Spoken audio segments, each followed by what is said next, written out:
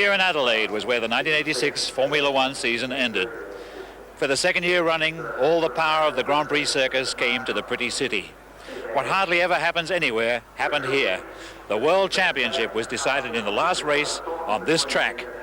One man almost had it wrapped up before he got here, but only almost. There were 3 men still in the running. The most exciting Grand Prix season in years was not yet over. It started in Rio, a mecca for muggers where the currency inflates in your pocket like a dead dog in the sun. But it's still one of the most exciting cities in the world. Why is this? Could it be something to do with Brazil's breathtakingly beautiful women? Judging a beauty contest, Alboreto and Rosberg consulted Piquet, a local boy who should have known. As race day drew near, the girls hit the beach to tone up their muscles for the burden of wearing sponsors' t-shirts and the big chance of meeting Christian Danner. Not that there was any shortage of handsome drivers. McLaren still had the reigning world champion, Alain Prost. One-time world champion Keke Rosberg had left Williams to join them, but whether he had timed his move well was in doubt. Because Williams had started doing well again towards the end of the previous year, with Nigel Mansell acquiring a taste for winning. Ex-world champion Nelson Piquet, with no taste for losing, had left Brabham in order to get a car he could rely on, and he also would now be in a tearing hurry. Back in England, recovering from a frightful car crash, Frank Williams would have to watch his 2 drivers fight it out on television. At Ferrari, Michele Alboreto would continue into another year his heroic struggle to make sense of the car's performance and the chaos at Maranello.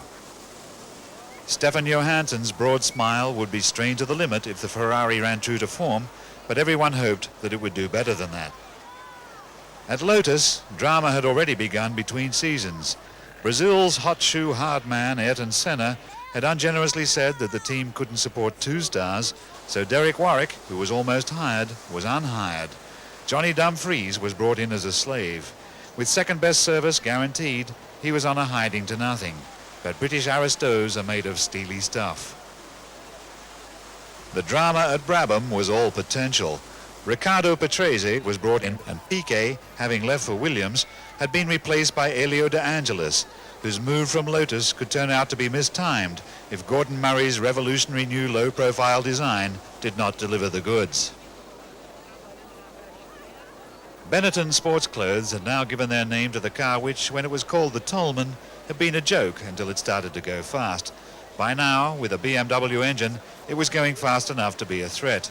Theo Fabi, the Fabi brother with the least hair, was partnered by Gerhard Berger, a fast young thing some experts put in the Senna class, except nicer.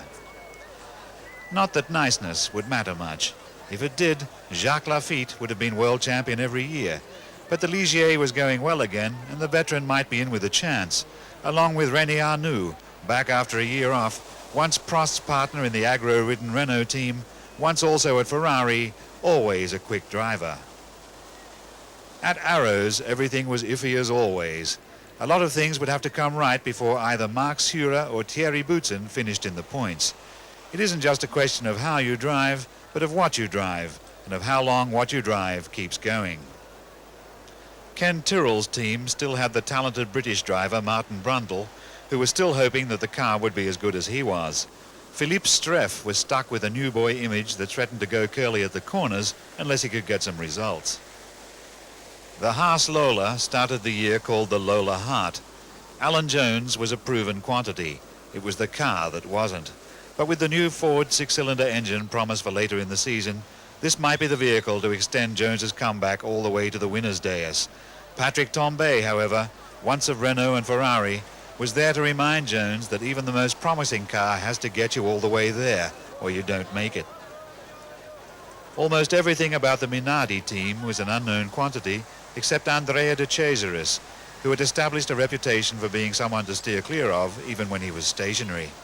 It was generally agreed that Alessandro Nannini would have to watch out during pit stops, lest his mercurial teammate ram him from behind.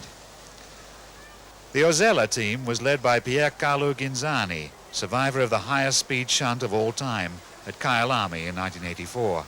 His teammate Christian Danner, first Grand Prix driver to wear an earring, was much adored by women, who would get plenty of chances to look at him if the Ozella maintained its track record of going nowhere and not very fast. At Zach speed, British driver Jonathan Palmer was ploughing a lonely furrow. He was keen to prove how good he was, but the only thing the car had a lot of was teething troubles. The last two competitors were both non-drivers, but savage rivals whose clash would dominate this season like any other. Jean-Marie Balestre, as head of FISA, the governing body, had made the rules which Bernie Eccleston, as head of FOCA, the Constructors Association, would, on behalf of the Formula One circus, do his best to understand. Bernie's main task would be to read Balestre's mind before he could change it. That was the lineup as I left behind my important researchers at the beach and appeared in the pits to eyeball the revised machinery. The photographers looked pretty much the same as last year. So did most of the cars. They had all been variously tweaked to cope with the new fuel limit, down from 220 litres to 195 at room temperature. But the modifications tended not to show through the smooth outer shell of fiberglass held together by advertising.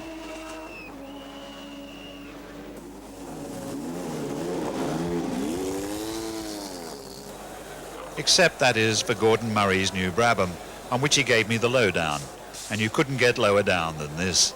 His new brainchild looked like a high-speed sleeping bag for the Royal Navy. In practice, Mansell was quick. Piquet was very quick. And Senna was quicker still. The Brazilians still loved Piquet best, but Senna was from Brazil too, and now they liked him best as well, or even more so. Senna deserved the pole, although some said that his whole car was like a qualifying tyre. The girls from the beach were on the grid bearing the colours of John Player, who sell even more cigarettes in Brazil than Marlboro do. John Player was the first billboard to leave the start line, carried at high speed by Senna's Lotus Renault.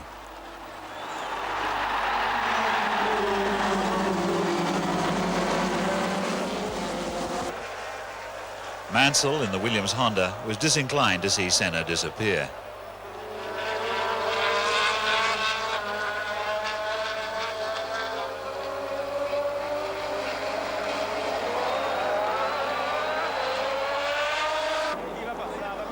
Mansell tried to settle the race on lap 1 and paid the penalty.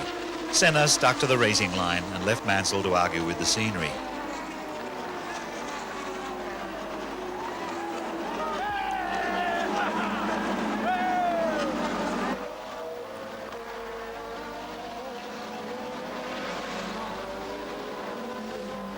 With the memory still fresh of a similar incident in Adelaide the previous year, Senna was much criticised for his lack of compassion, but Mansell correctly drew the conclusion that ethics have small bearing on tactics. He was never to be so impulsive again. Senna raced on with another Williams Honda after him, Piquet, who in front of the home crowd was keen to prove that of the two boys from Brazil, he was still the one. Piquet went past and drew away, but it might not have been all down to skill. The Williams Honda, with a better fuel management system, had a more generous boost-juice ratio than any other car, including the Ferrari, and possibly also including even the McLaren. Anyway, Rosberg's car blew up with the strain of trying to reconcile its delicate mechanical requirements with the weight of the Finnish foot. But Prost kept going. From 9th on the grid, he went past Johansson into 5th place. Piquet was all alone up ahead.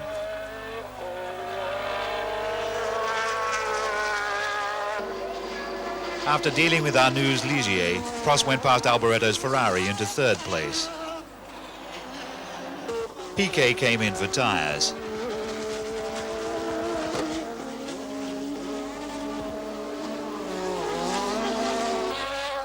Senna was back in the lead, but now Prost was right on his tail.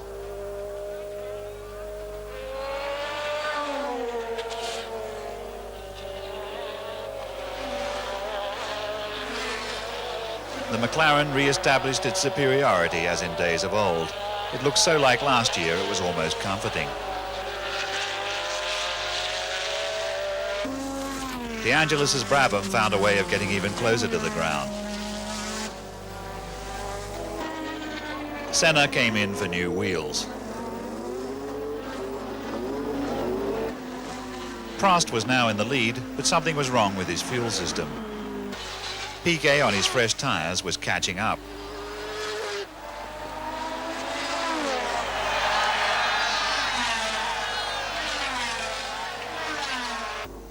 Prost went in for new wheels. He went out again third behind Senna, while the wise Virgin Piquet kept going past the Williams Honda of Mansell, the foolish Virgin. Prost got out of the car, his engine ruined by weak fuel, a wasted race for the McLarens. Dumfries was doing surprisingly well for someone who had spent last season driving cars that had to change down going uphill. Piquet came in for his third set of wheels.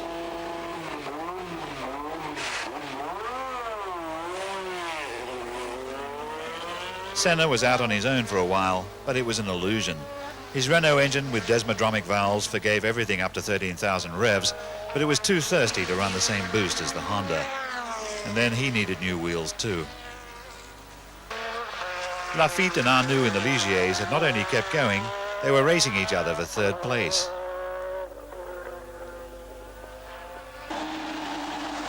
So Nelson Piquet of Brazil came home first in the Brazilian Grand Prix. Once again he had a car that went like him.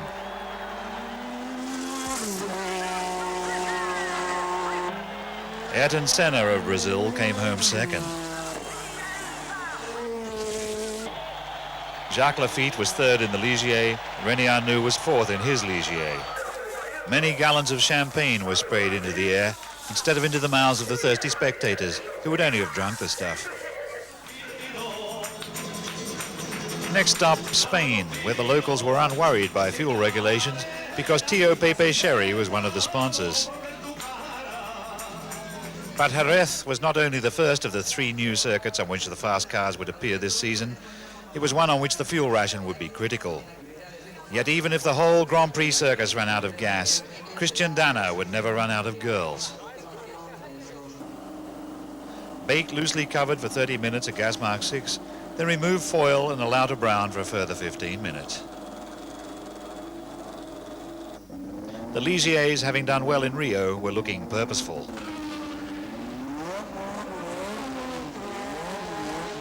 The Brabhams, however, mysteriously lacked traction at the back end. Patrese had a lot to say in sign language about what the car wouldn't do when he wanted it to and did when he didn't. Gordon Murray was trying to figure out why the huge power of the BMW gave his new masterpiece no more poke than a moped. Senna, instead of doing his by now standard trick of snatching pole position at the last minute on the second day, snatched it on the first day. So the top of the grid once again featured the already familiar lineup.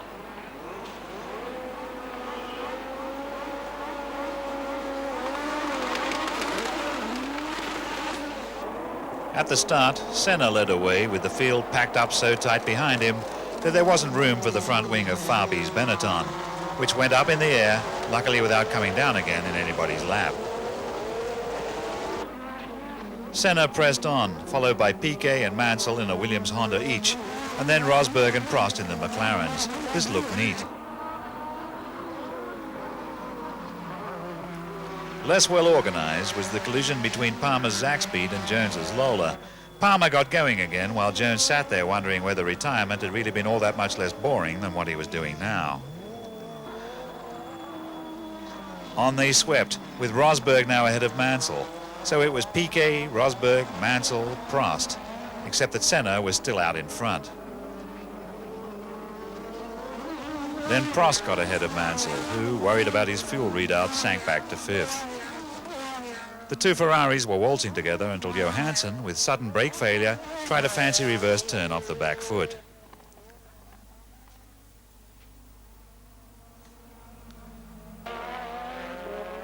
Mansell, happier now about his fuel consumption, began to bulldog his way back into the action. First of all, he took Prost, thereby becoming 4th.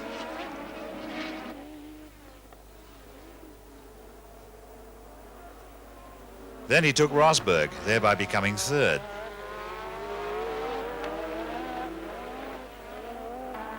Senna was still out ahead, but was no doubt aware that behind him one of the Williams Hondas had been replaced by the other.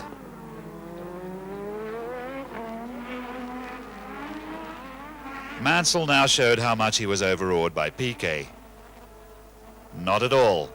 He went past and was now running 2nd.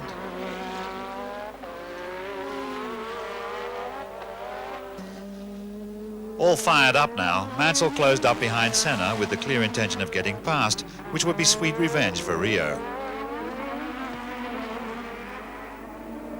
As the two of them came up to lap Brundle's Tyrrell, Mansell went past into top spot.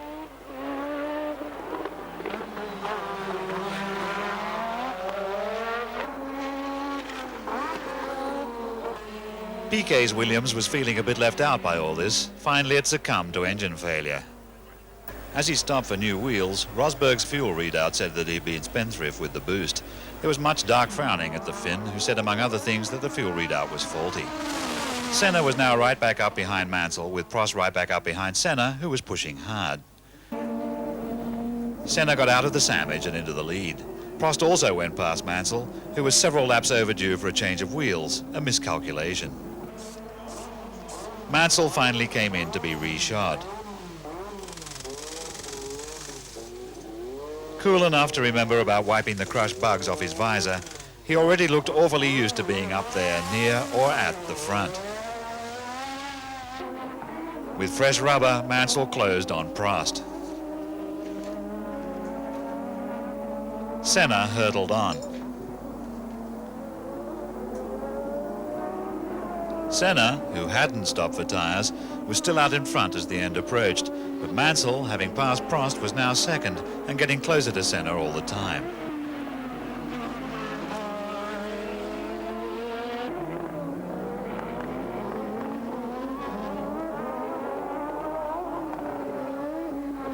Due to a problem with the official clock, the finish line had been moved 80 yards back from the starting line. If the finish line had been left where it was, Mansell would probably have won the race. As things were, Senna won by a whisker in the closest Grand Prix final for years. Senna was so moved by his victory that he spoke. I saw him coming very quick, and I realized he had stopped and had new tires, and I had no tires at all, and so I had to really push with no grip. I had to really play around and slide around to try to keep some good speed, and then it was very dangerous. I nearly lost the car, maybe 2 laps from the end in one corner. The car went sideways, sideways, sideways. I thought I lost, and then it came back. Mansell in defeat was generous to Senna. No, I mean, when you are leading the race, you are entitled to try and hold the next person up. I think he drove very, very well today, and he didn't shut the door on me, and as you could see at the finishing line, I was right alongside, and I think it was so close. I think they should give us 7.5 points each. Sherry being unsprayable, it was a dry podium. San Marino is a way for the Italians to have 2 Grand Prix races every year. Nobody begrudges them this because they are so completely car crazy. Into Imola flocked the tifosi, confident that God would be on their side and all the cars except Ferrari would fall to pieces. Fans who couldn't get a ride walked. Some of them tried to walk on water.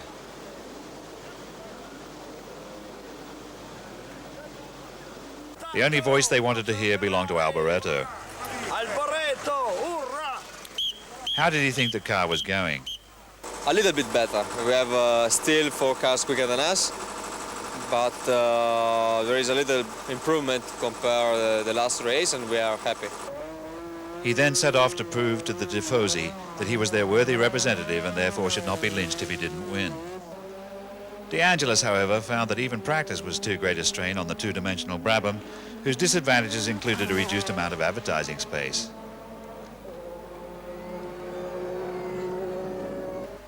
Nevertheless, the clothes designer Giorgio Armani had been persuaded to purchase some of the Brabham's restricted display area. For Williams Honda, Piquet was once again going all out. The same applied to Mansell.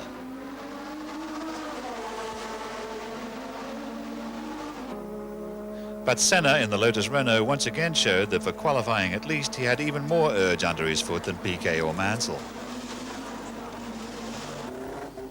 The same might have applied to the gallant Dumfries, but he was starting with a disadvantage. Gerard Ducarouge had really designed the car around Senna. Still, Dumfries' friend Andrew Ridgely of Wham was consolingly present, and his friend's friend, the fashion model Donia, was there too. Another new arrival was the much heralded Ford engine for the Lola. For Alan Jones, this sounded like deliverance. He was very calm, cool, relaxed and philosophical at this stage. Yeah, well, so far I'm very happy with the reliability. We've only had the one engine in this whole time, and we're now just changing it for the race tomorrow. So reliability-wise, it's been fantastic. We could probably do with a little bit more horsepower, but that'll come, no doubt. As for Prost, he was looking so far ahead that it almost sounded like whistling in the dark, unless you remember that he was the best tactical brain in the sport. I think everything's going to be very good in the second part of the season. If I can get some points, the first part of the season, I still get a chance to be world champion this year. Imola being essentially an economy run, away they went in a stately manner, with pole sitter Senna in the lead. But Piquet got beside Senna and then ahead.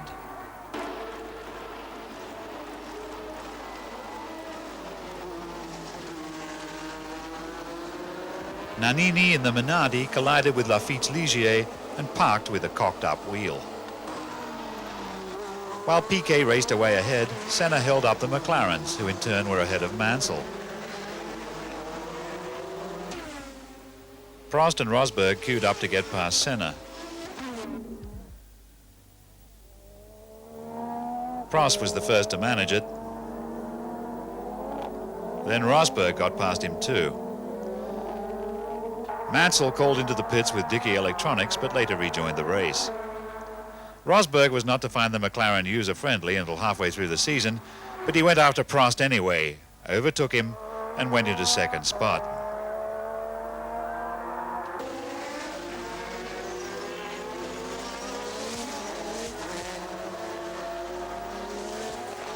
Meanwhile, Senna was being dogged by Alboreto, and one of his rear wheel bearings was running hot. Alboreto went past Senna into fourth place as the Lotus Renault's rear end shoveled smoke. Mansell's Williams Honda also contracted smoker's cough and blew up, a rare event. Piquet came in for tyres. This left Rosberg and Prost in the McLarens first and second, numbers 2 and 1 giving it the old 1-2. Piquet got back into the action, but he was now third. Prost gave up trying to get past Rosberg and came in for tyres. Rosberg was driving like a man who had never heard of fuel restrictions. Fuel is a Finnish word for madman. He stopped for tyres a bit longer than Prost, who got back the lead. So it was Prost in front, followed by Rosberg, then Piquet. Back in the pack, the exciting Berger took 6th place from Johansson, while they both came up to lap Brundle, who was in turn lapping Ghinzani, who was not going backwards. Now that every car was a turbo-powered, IBM-compatible, computerized CAD-CAM state-of-the-art technological miracle, none of them was really slow. People were wondering how much longer all this speed, power and expense could be allowed to go on. The question became academic for Alboreto, to the deep disappointment of the Tifosi. Rosberg lost 2nd place and every other place when he was finally reminded of the fuel restrictions by his wheels ceasing to turn. The little needle reading 0 and the hollow noise from the petrol tank had failed to convey this message. Patrese Brabham then ran out of fuel too. This was serious. Even Prost's car was getting thirsty. He wagged the McLaren from side to side in order to wash the dregs into the pipes. In the McLaren pit, Ron Dennis appealed to heaven. The plea was answered. Prost trickled across the line, powered by prayer.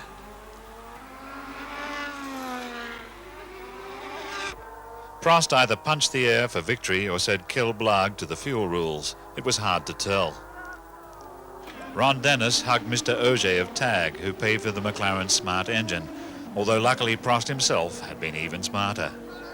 I was very surprised. I was running out of fuel 3 or 4 corners before the end, because I said the computer showed me 3 liters advance.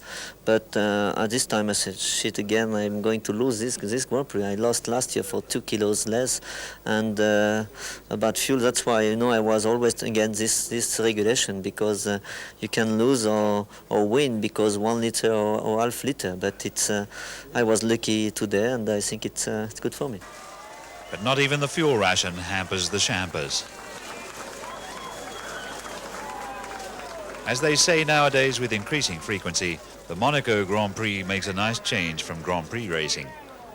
A lot of boats backed up to the circuit in order to show how well their owners had done by buying cheap and selling dear. Some of the women look very dear indeed. On one of the yachts sat Mrs. Ronnie Peterson and John Watson, who was clearly enjoying life, but equally clearly would have liked something to drive. Down on the track with the poor people, I watched the cars cope with the problem of fitting about 1,000 horsepower each onto a mini golf course.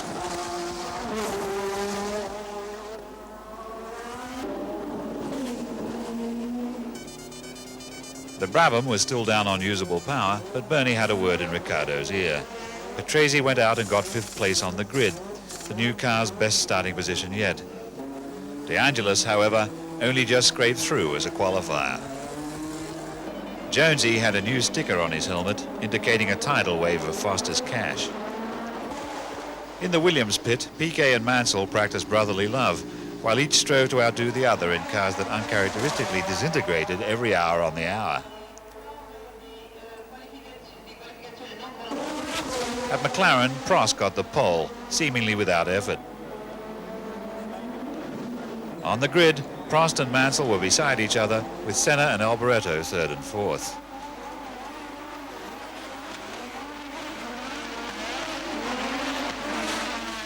Prost led away, followed by Senna, Mansell, Piquet, Alboreto and Berger.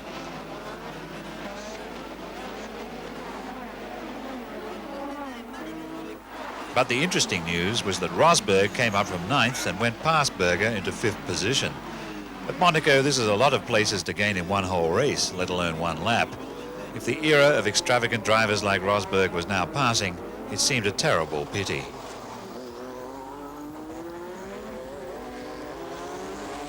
Jones's Lola and Streff's Tyrrell came into contact at Tabac. Facing into the traffic, Jones waved delightedly at passing cars who would be forced to continue the race. Palmer's Zack-speed almost wiped out a Marshall. Jones headed back to the hotel to crack a tinny and watch the race on television. The Brabham's lack of employable grunt seeming to matter less here, Patrese took Berger's Benetton for 6th place. Rosberg, the old street fighter, harried Alboreto's Ferrari, which was in 4th place. In brilliant form, with plenty of curbs to bounce off, Rosberg caught up and squeezed by.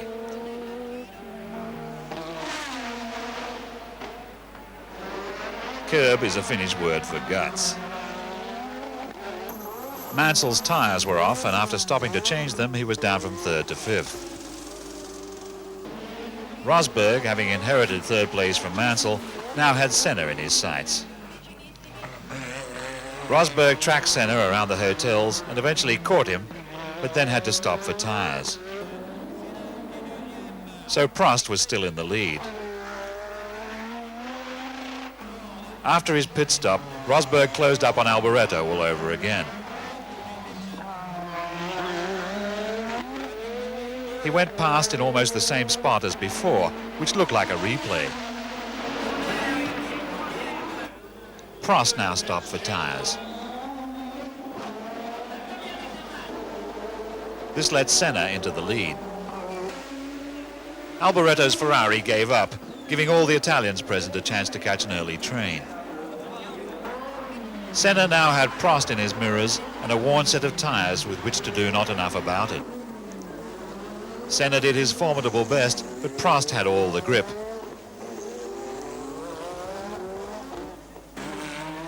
The Brazilian said goodbye and went in to get some new rubber of his own.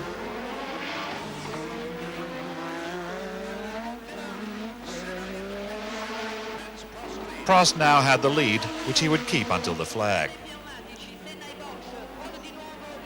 Senna's Lotus sat up on the jacks while his chances drained away.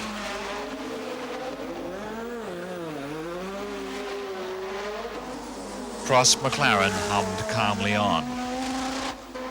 Less calmly, but fun to watch, Rosberg made it 1-2 for McLaren, just the way things used to be.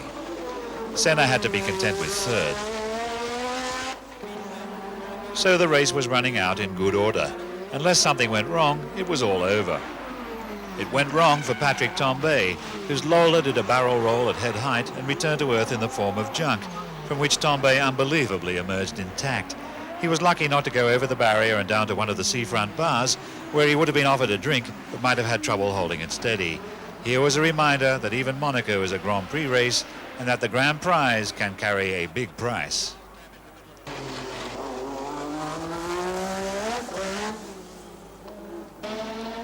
Prost crossed the line first, and yet another display of silk line driving. Jackie Ickx waved the flag, no doubt wondering why it had not rained this year. And if you wonder where Piquet was, he was down at 7th, off form and out of the points. On the dais, Rosberg spurted the bubbly all over one of the palace guards, for whom this must have constituted the biggest danger he would ever be called upon to face. A quarter of the way through the season, Prost was on top of the championship and Mansell was only 5th. Prost climbed into a boat and departed for a mysterious rendezvous. He had powerful friends in Monaco. For the Brabham team, testing the new car at the Paul Ricard circuit in France, a tough season became tragic when Elio De Angelis crashed and died. Unable to help being handsome and rich, he made up for it by being a wonderful driver as well, as his future career would surely have proved further if the law of averages had not picked him to make itself felt. Everyone in the Grand Prix circus knows that a racing driver chooses his life on the understanding that death might choose him, but it still hurts when it happens. And as the day for the Belgian Grand Prix approached, the gloom was hard to shake. Despite all the safety improvements in recent years, cars so powerful can't be as safe as your saloon, especially when the turbo catches fire, as Fabi's did while he was busy qualifying on the first day at Spa.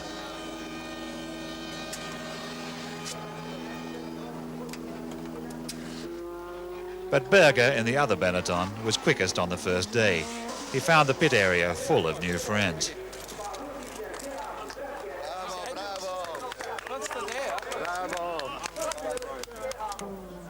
When the lovely Donia turned up again, everyone cheered up except Dennis Jenkinson.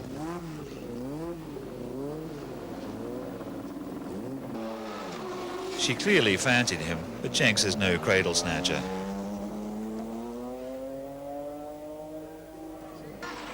On the second day of practice, Piquet went even quicker than Berger and got the pole.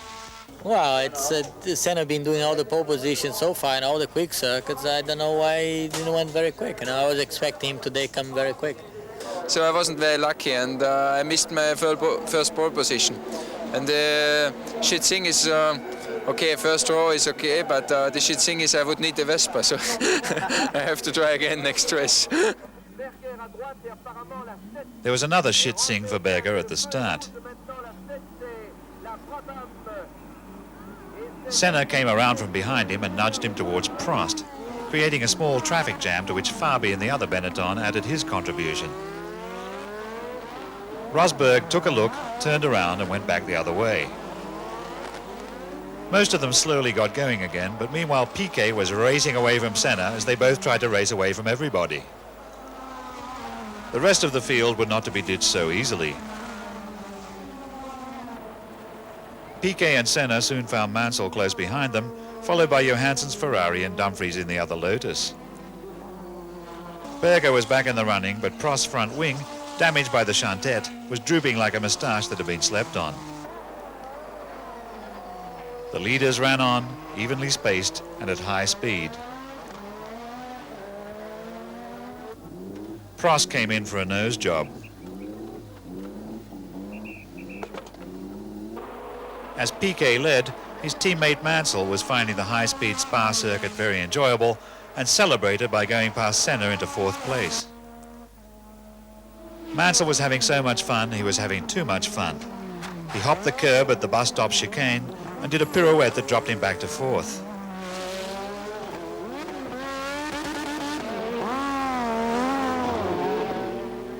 With uncharacteristic decorum, Rosberg headed for the slip road and retired, probably because of nicotine starvation.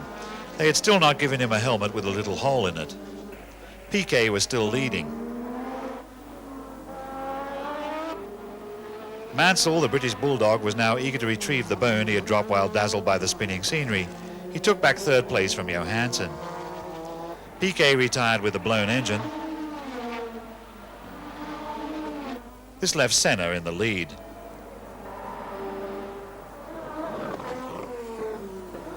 But Senna soon had another Williams Honda to worry about, driven by Mansell.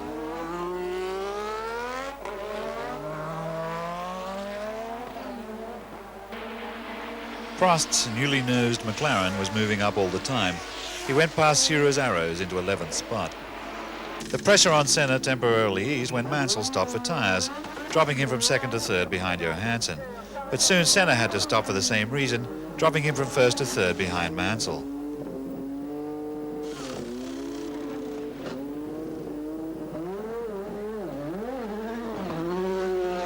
Senna went off after Mansell at a rousing clip, arriving on the track out of the pit lane just in time for Mansell to gallop by.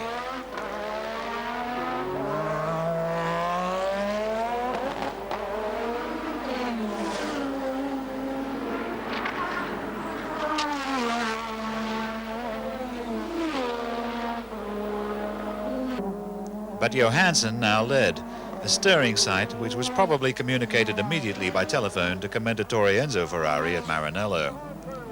Johansson came in to be treated by an inspired pit crew to the fastest ever recorded pit stop, about a second less than the time shown by our on-screen clock, but it still cost him 3 places.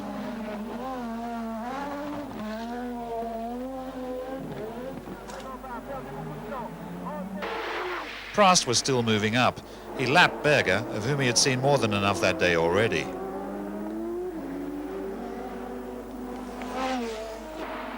In the closing stages, Johansson on fresh tyres came up behind Alboreto, who hadn't stopped at all. Ferraris were third and fourth. Johansson would no doubt have liked to keep that arrangement, but reversed the personnel. A pit signal, however, told both of them to ease off the boost and keep things dignified. After you, Michele. Grazie, Stefan.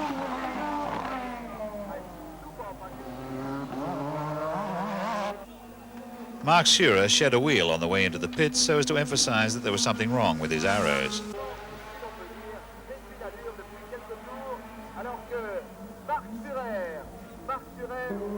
Mansell came home the winner, with the lap Streff bobbing in his wake.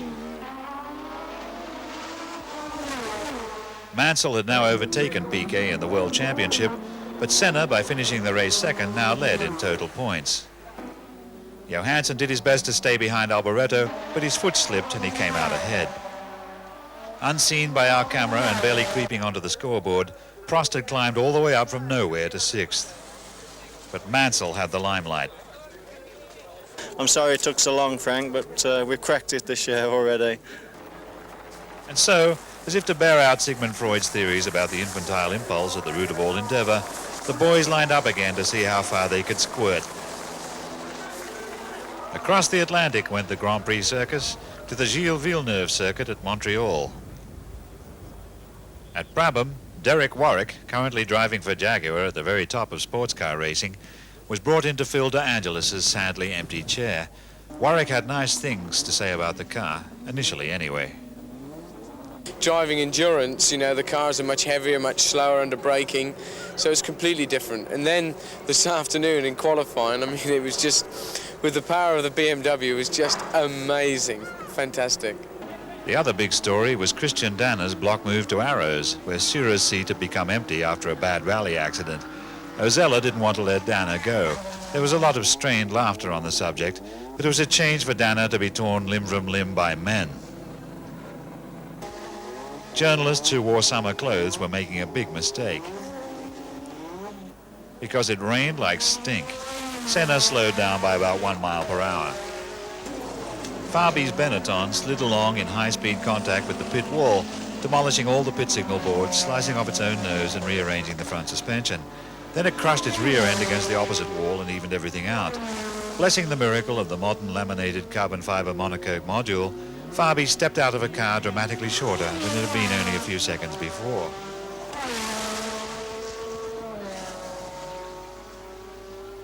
As he steamed on for the pole, Mansell's moustache was matched by his car when a nifty pair of shockwaves formed in the wet air at each end of his flying wing. During the Sunday morning warm-up, Tombe had another crash in his Lola, and this time he hurt his leg so badly that he couldn't race. This was tough on Tombe, but once again you couldn't help wondering how much worse it would have been in those days, not long ago, when the cockpit used to crumple if you looked at it. Mansell had dominated practice, and he now started the race as if he intended to dominate that as well, an idea that Senna liked little and Piquet not at all. The McLarens had also done well in practice and were keen to prove that the race would not be a Williams-Honda benefit. Prost soon got past Piquet, but like everybody else, he found himself held up by Senna, who materially aided Mansell's getaway by monopolizing the racing line, thereby endearing himself even further to his fellow practitioners.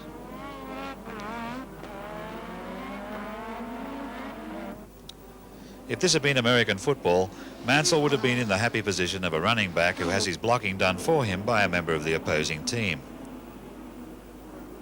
Prost pushed Senna, but it was like hammering with your fists on the back of a departing bus whose doors refused to open. Rosberg felt the same way about Piquet, but eventually he squeezed by.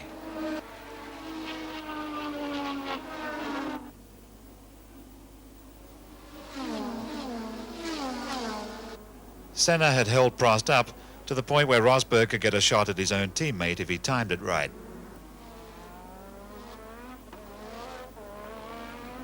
Rosberg locked up a brake trying to get an inside slot that didn't exist.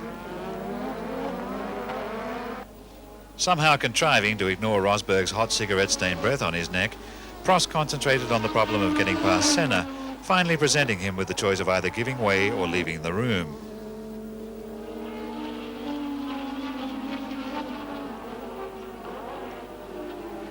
Apparently depressed by this, Senna dropped 4 places, with Prost, Rosberg, Piquet and Arnoux Ligier all ahead of him.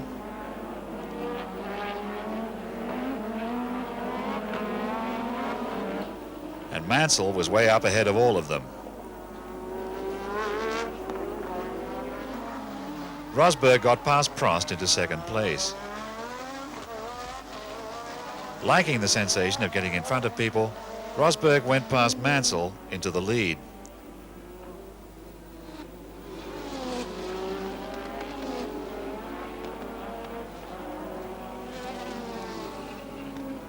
Mansell took a squint at his fuel readout and let him go. Rosberg, who either didn't have a fuel gauge or didn't know where it was on the dashboard, went. But when Rosberg came up to lap Alan Jones's Lola, he left a hole in which Mansell could see the possibility of profit at low cost. Smoothly, Mansell nipped back through the window into the front parlour.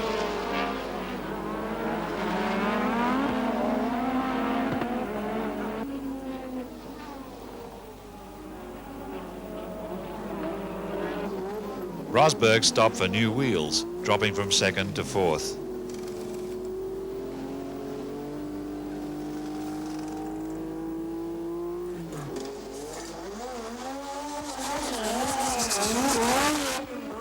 Mansell took his turn in the pits and dropped from first to second, leaving Prost in the lead.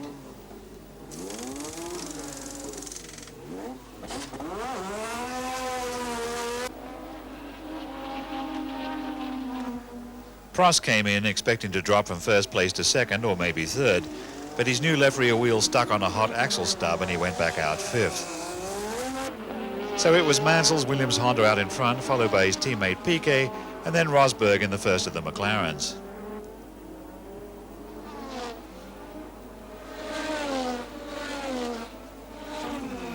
Piquet made his scheduled pit stop and dropped from second to fourth.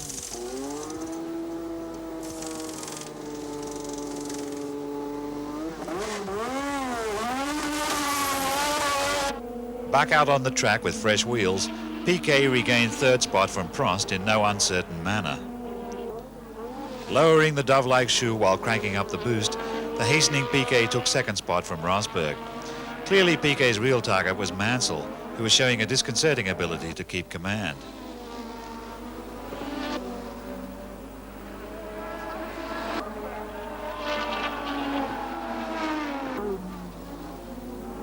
Prost took third place from Rosberg, who was running out of fuel and waved him by, while Piquet powered on ahead of them in search of Mansell's distant sparks and exhaust flames. But Piquet had overcooked his tyres, which had broken out in blisters and needed to be replaced in a pit stop that dropped him back to fourth. 6 slicks. Doing it all over again, Piquet raced past Rosberg back into third place, but his increasingly authoritative colleague Mansell was a long way up ahead.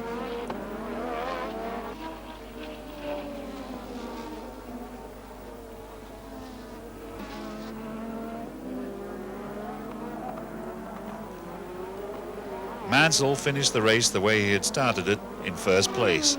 He had dominated the meeting from the first practice to the final flag.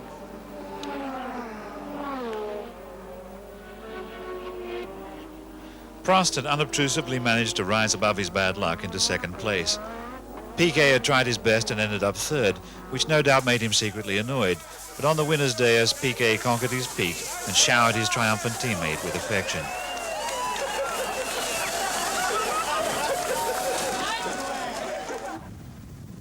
Bernie laid on a fleet of trucks into which the Grand Prix circus packed itself for the border crossing to Detroit. Grand Prix racing has on many occasions been declared clinically deceased in the United States, but Detroit for one doesn't think so. Tom Bay was present in the Lola pit, but strictly as a spectator since he could barely walk. Alan Jones would not be driving alone, however, because Tom Bay's empty seat would be filled by Eddie Cheever, back for one race only at this address. His way at last cleared to join the Arrows team, Christian Danner posed for rare footage showing him unaccompanied by females. Martin Brundle had brought Mrs. Brundle to help set him up for the bumpy circuit. Senna once again went all out for the pole. Mansell did his best not to let the Brazilian get a swelled head, but when Senna's time was signalled to Prost, he couldn't believe it. But even Senna found the circuit a bit of a sweat. I think Detroit is not the best circuit because it's too bumpy and you run between the walls. It's good to be on pole here, but the race is going to be very hard, tough, long race, and I hope we can have a good fight, a clear fight, and a good show for all the public. At the green light, Senna and Mansell did their by now standard sprint for the first corner, with Senna narrowly arriving first.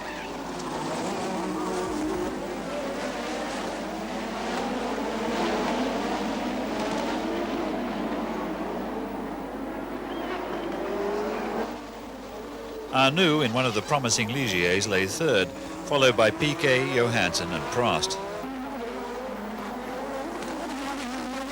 By the end of lap 3, Mansell was bumping along in the lead, followed by Senna, Arnoux, Piquet, Johansson, Prost, Lafitte and everybody else, all going up and down like a caterpillar over corrugated iron.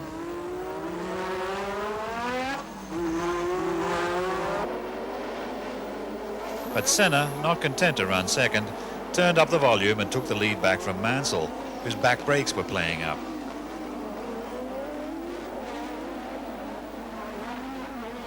Having seen Senna do it, Arnoux got the same idea and nerved himself up to get the Ligier past the Williams Honda. He accomplished this feat as they swept along the riverfront.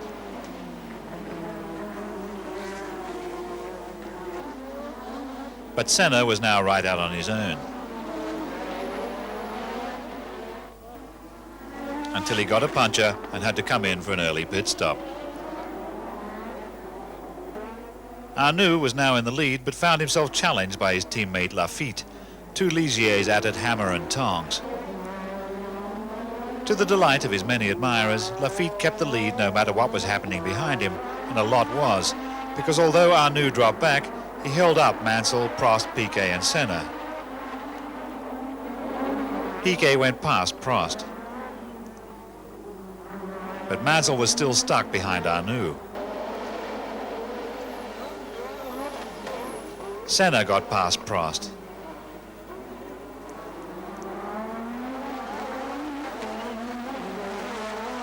Arnoux removed himself by coming in for tyres. Piquet shoved his way past Mansell.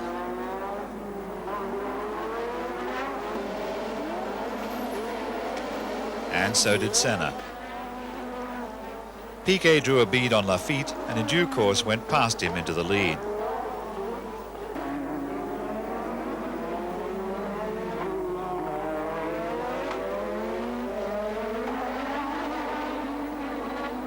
Next, it was Senna's turn.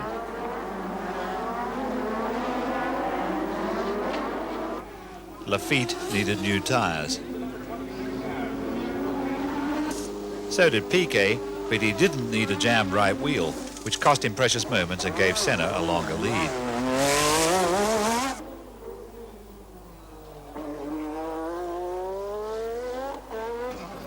Senna came in for a pit stop that turned out to be just perfect. A real race winner, because he went out again without losing the lead.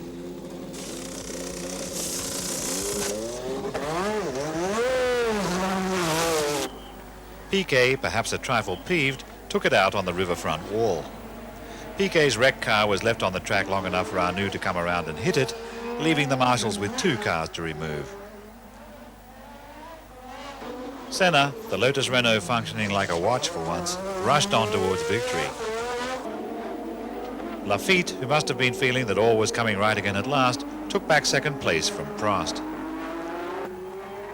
Senna has so great a gift and the Lotus so much power that a win ought to have looked normal, but it seemed rare enough to be remarkable. Perhaps we would have to get used to it.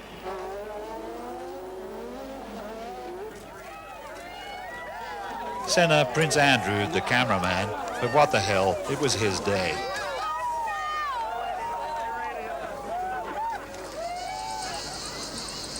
Back across the pond to France.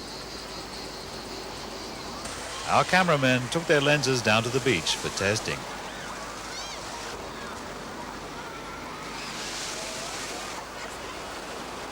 Our cameras seemed to be working normally, so it was time to follow the signs to the Paul Ricard circuit, which had been shortened after De Angelis' accident. Bernie tried out a new scooter to see if Patrese or Warwick could do better on one of those. Mansell in the Williams Honda was second fastest in practice, but Senna was fastest, and now we knew this wasn't necessarily the prelude to his losing the race. On his home turf, Jean-Marie Balestre was all charm as he greeted the Brazilian superstar. Balestre removed his shades so as to give our camera the full benefit of his charisma.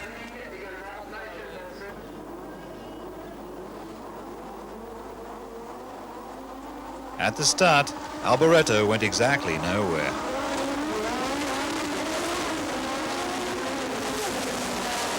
The first corner was like the Paris Périphérique at rush hour.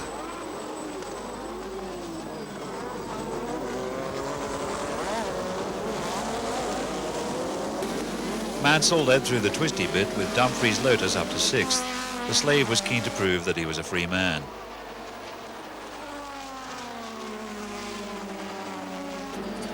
Senna hurried to stay in touch with Mansell.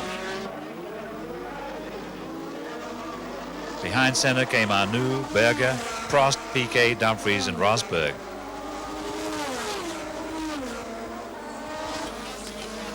With some impatience, Rosberg saw the new boy Dumfries off. De Cesaris blew a turbo, but wittily managed to spray oil over a large section of the track before coming to rest. Prost ducked out of Berger's slipstream, outbraked him and got by.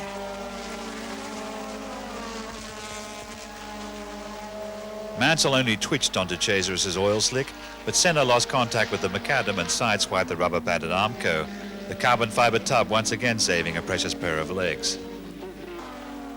Elsewhere at the same moment, Boutsen's arrows shed some skin, but he was not hurt. Nor was Senna, just disgusted. At the standard overtaking point, Rosberg went past Berger into 4th place. Berger, having head-butted a back marker, came in for a new nose. As Mansell ran on ahead, Prost passed Arnoux for 2nd place.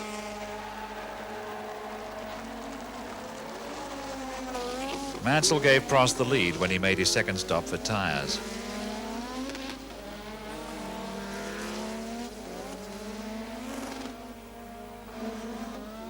Dumfries was still running a highly respectable 6th when Hugh Brotengatter, now driving for Zakspeed, tried to hump his right rear wheel. Dumfries later got going again after some repair work at the pits, but the Zakspeed had acquired a ground effect that nothing could cure. Prost did a quick pit stop, but Mansell went back into the lead.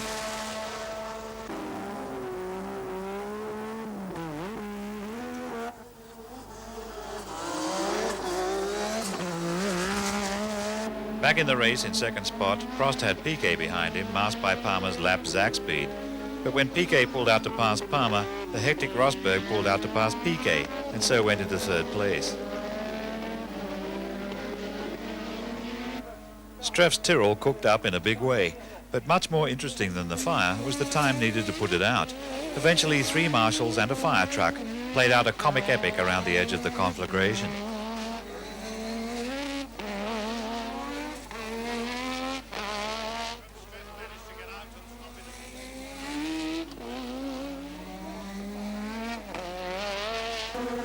Mansell made his second stop for tyres, giving Prost back the lead.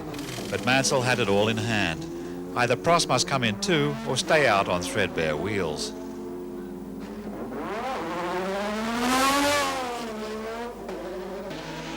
Prost did the second thing, and Mansell went back to being first.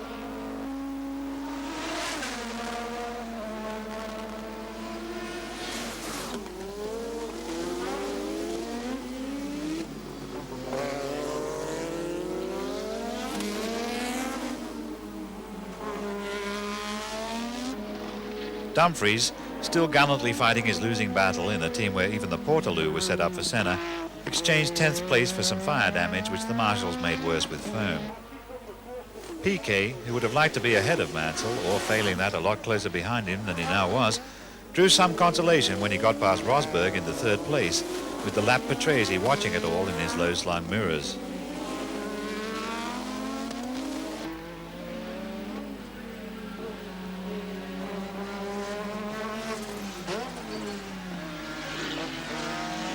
Mansell won, giving a further boost to his self-confidence, all of which he was going to need, because the press back home was now calling him the British Hope, a kiss of death label under whose weight many another hot British prospect has staggered to defeat. Was he looking forward to the British Grand Prix? Oh, it's just fantastic to go and drive in front of your home country and your home crowd. And I think for all the English drivers in Formula One, Jonathan, Derek, Martin, myself, I mean, it'll just be very good for all of us. Prost was on top of the championship points, but Mansell was only 1 point away, with Senna a close third. Piquet was fourth and feeling a bit nettled, mainly about Mansell. In the Constructors' Championship, Williams-Honda was out ahead of McLaren, but it wasn't over yet. The Formula One season that was heading towards Adelaide was barely half done. The drivers, the teams, and the whole Grand Prix circus had no time to rest. But you have. Take a breath, take your time, before the engines howl again.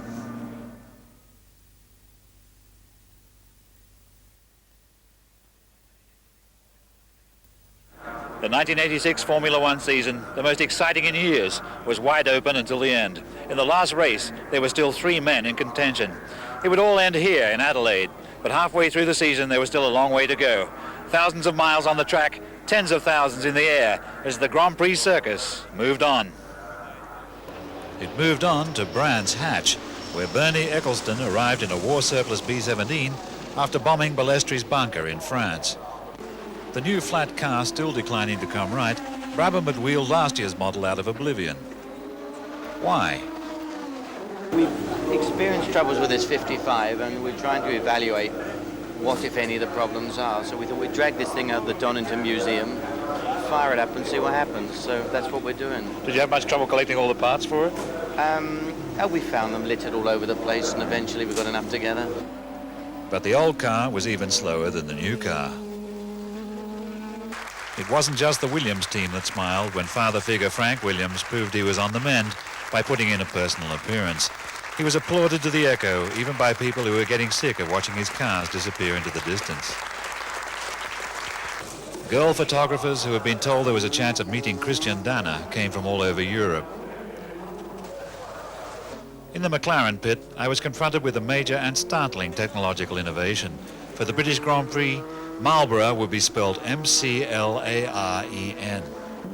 Senna's Lotus wasn't advertising cigarettes either, nor for once did Senna get the pole, although he tried hard. Piquet got it instead. In Mansell's pit, I was glad to see that his helmet was still globular, instead of crushed flat by the burden of being called the British Hope, the Isle of Man Iron Man, and the fastest moustache since Errol Flynn. Friends, relatives and well-wishers had gathered in some numbers. It was hoped that the last Grand Prix at Brands Hatch would see the first British winning driver in 10 years. Piquet got the pole, but Mansell started in a second spot that looked strategically promising until all those fine hopes seemed to crumble along with his drive shaft. This paled, however, beside Boutsen's excursion into the Armco, from which he rebounded to the consternation of every car behind him. Some of the cars never got moving again, but all the drivers were okay except one, Lafitte. Jonathan Palmer, a doctor, commendably went to help Lafitte, who could move a hand but not his legs. In one of those correct, prompt and efficiently carried out decisions which make Brands such a relief after circuits where they can't put out a fire until it's almost over, the race was stopped. It would be at least half an hour before it could restart. Mansell is too nice a man to have been happy in the middle of Lafitte's anguish, but the fact was that he had been given a second chance, because before the race started again there would be time to take over Piquet's spare car.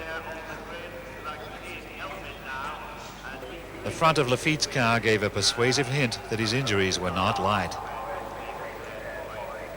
Piquet took it as easy as an old hand can when the law of averages bangs its gavel.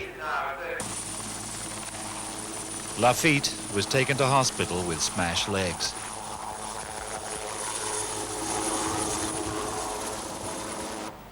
Decently quiet, the crowd could be forgiven for surmising that Lafitte's ill wind had blown Nigel good.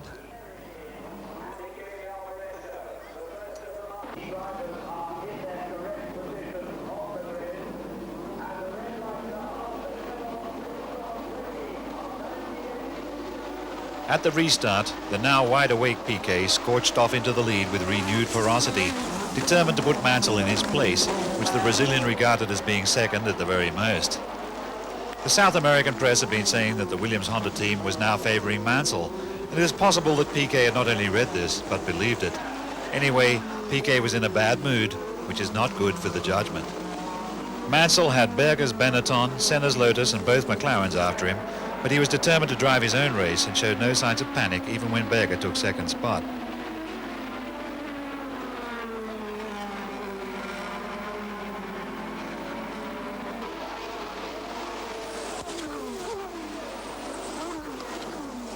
Fabi in the other Benetton tried to get past Prost, but the Frenchman wasn't having any. They were all squeezed up at the front and ready to swap if anything popped.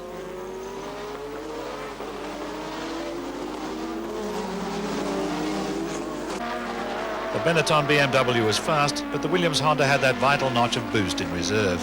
Without bending anything except Berger's ego, Mansell took second place back and set off after Piquet. Stymied by a broken gearbox, Rosberg climbed out to smoke an early Marlboro. Sorry, McLaren. Mansell was breathing down Piquet's neck. It isn't like the Brazilian to lose his nerve, but he might have lost his temper. He might even have missed a gear. Anyway, the local boy went by into first place.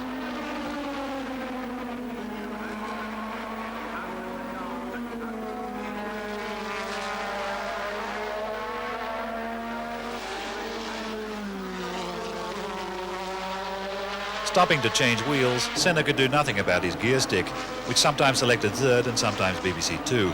A lap later, he retired.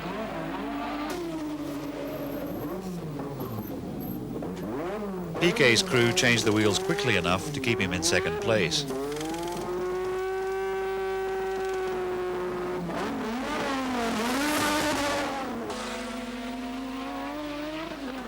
Sliding into the same pit like a hot bunking sailor into a recently vacated hammock, Mansell was off the jacks and away again just fast enough to stay ahead of Piquet in first place.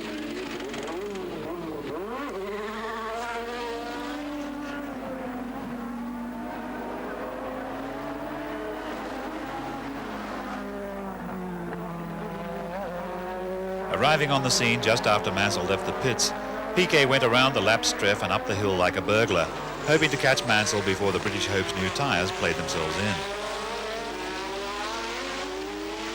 Beneath the British helmet, his upper lip stiff, his teeth gritted and his moustache bristling even though squashed flat by his balaclava, Mansell had nothing to ward Piquet off with except sheer skill. Piquet had another chance to nail Mansell between Paddock and Druids, but a lap-back marker got in the way.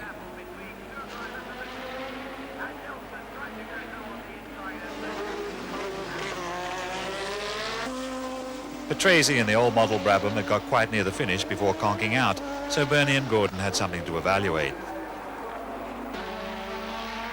Mansell's tyres warmed up just soon enough for him to keep Piquet at sword's length. For the crucial few laps it took Piquet to decide what the hell, it wasn't Rio. Whoever heard of Brands Hatch? Just quietly as always, Prost made a second pit stop from which he continued into a useful third position. He had lost top spot in the World Championship, but not by as much as he might have, and the future still stretched ahead. For the present, though, Mansell had arrived.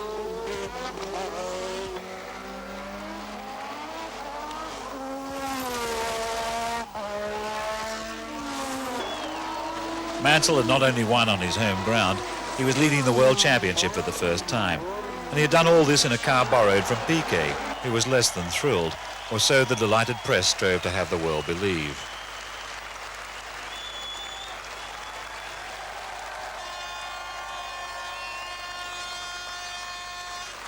They gave Nigel a really nice vase.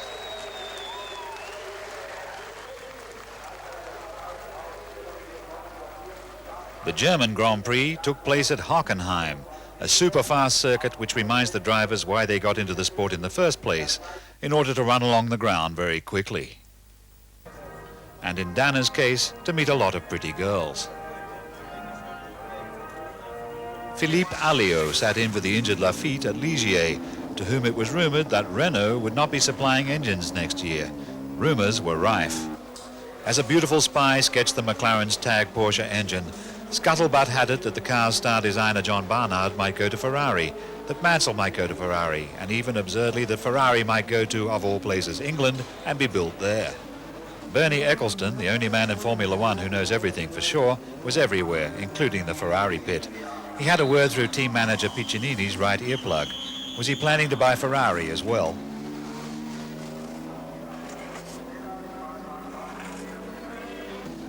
When the Ferraris went past the McLaren pit, John Barnard studiously ignored them, like a guilty lover.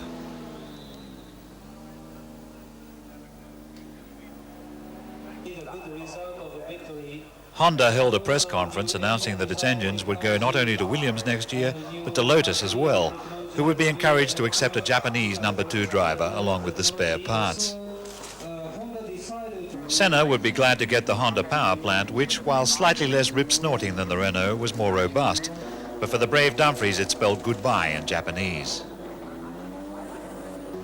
Rosberg would also say goodbye, but voluntarily. The new technology had finally bored him out of the game. This was the last year he would race against Alboreto and all the others. It's very difficult to imagine life without motorsport, so without actually driving. So it's impossible to say how it's going to be. When you've been racing for 22 years, you don't know life without driving. So therefore to say it's going to be great is nonsense. I don't know how it's going to be. So it might well be I'm driving in 3 years again when I get bored. But that's not the intention. Intention is to move into other things, get the fascination out of them, and definitely enjoy the friends and atmosphere of Formula One in working with other things. But if Rosberg was going out, it would be with a bang. He snatched the pole from Prost, so the McLarens were on the grid 1 and 2.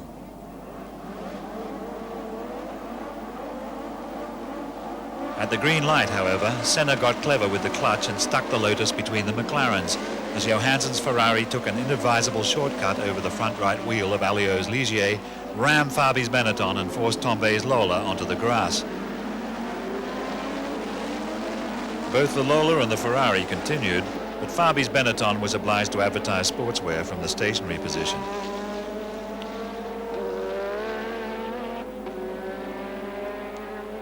Oblivious to all this, Senna raced on in the lead. Then Berger, Rosberg, Piquet, Prost, Mansell and, good heavens, Patrese Brabham.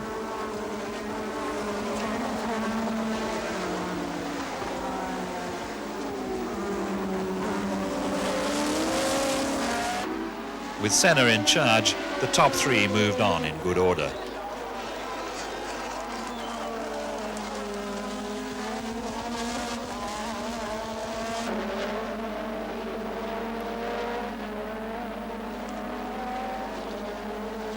But Rosberg was once again feeling his oats.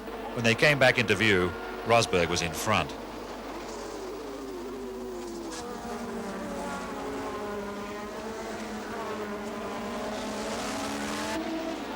While Rosberg stretched his lead, Piquet drew a bead on Berger. Behind Piquet came Prost, Mansell and Alboreto.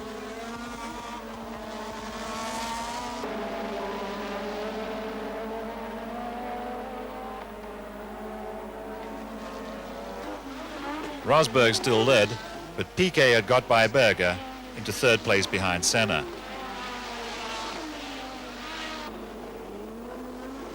Piquet was now very hot on the subject of Senna. Piquet slipstreamed Senna, ducked out and forced his fellow Brazilian to back down by braking early, an act of submission which Piquet calls opening the legs. Senna opens the legs with great reluctance. Berger's Benetton had been going well until its electrics played up. Up at the front, Rosberg found himself harried by Piquet.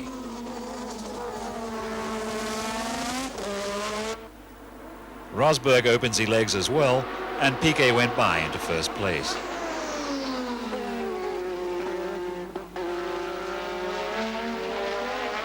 Mansell went through the chicane ahead of Alboreto, but hopped the curb and took an excursion through the dirt. Piquet arrived early for a pit stop when they were expecting Mansell.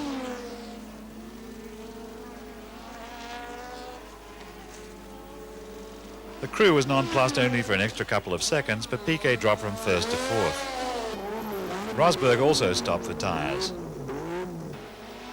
And so did Prost.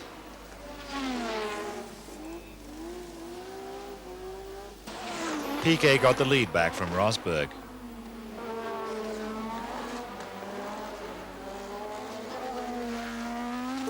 Piquet stopped again because they had given him Mansell's tyres on the last visit and he wanted his own. This time he dropped from first to third. At his standard overtaking point, Piquet recovered second place from Prost. Piquet recovered first place from Rosberg by driving around him in a fashion on which Rosberg thought he had the copyright.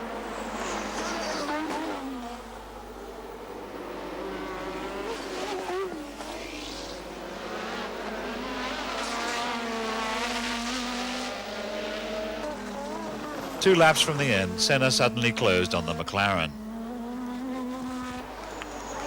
On his last lap, Senna was in second place in front of Rosberg and Prost.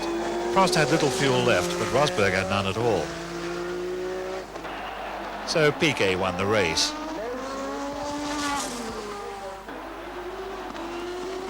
Senna, with only a few drops left, weaved home like someone who had had a drop too many.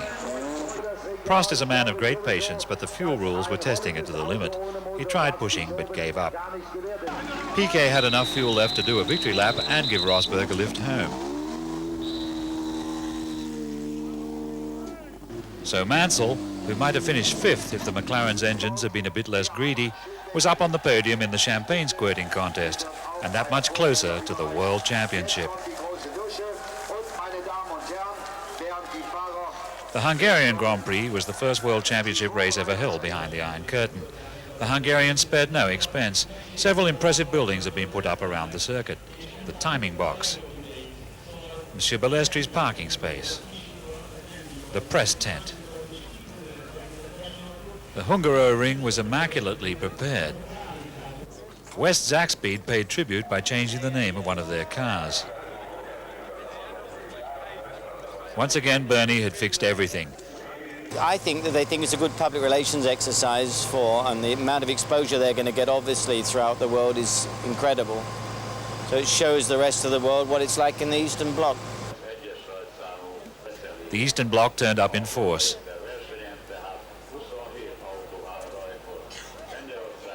The ticket seller didn't look like a Marxist.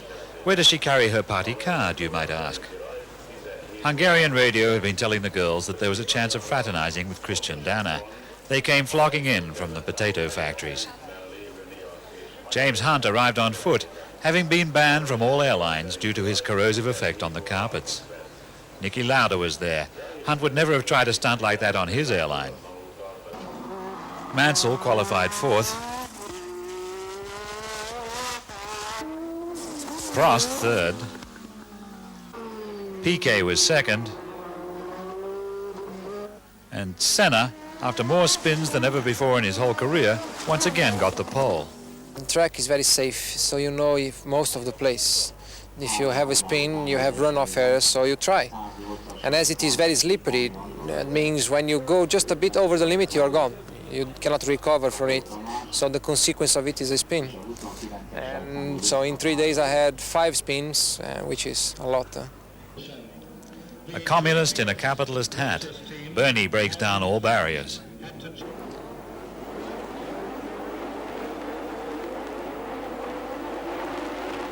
From the jump, Senna was well away, with Mansell and Piquet after him. According to the usual script, the Williams Hondas should have been followed by the McLarens and perhaps the Ligiers or Benettons, but this time the Lolas were well up, with Tombe fourth and Jones sixth. Either the new engine was making its presence felt, or the slow track suited the chassis.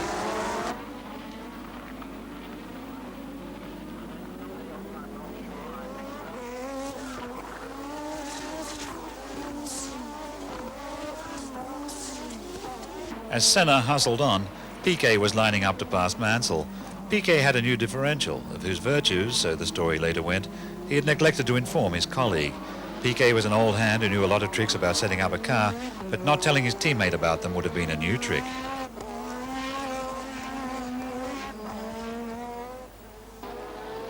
Prost got past Tombe into fourth position. Senna was still ahead, but he could see Piquet in his mirrors. Patresi's low car climbed the low curb and got stuck there with even less rear-end traction than usual.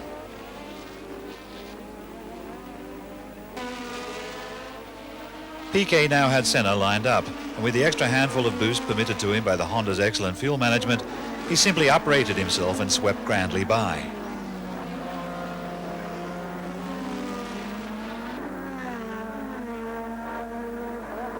Fabi tried the same thing with Alboreto, but he locked up at least 2 brakes and hit the dirt. Prost had a pit stop 8 laps long because of a major malfunction in the electronics. Rosberg tried to come in, but they waved him out again. Toilet occupied. Piquet motored on. His routine tyre stop dropped him to second place behind Senna.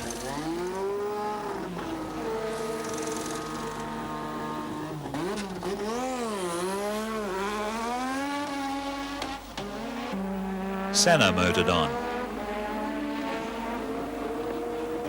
Senna's routine tyre stop was nothing dazzling, but it let him keep the lead.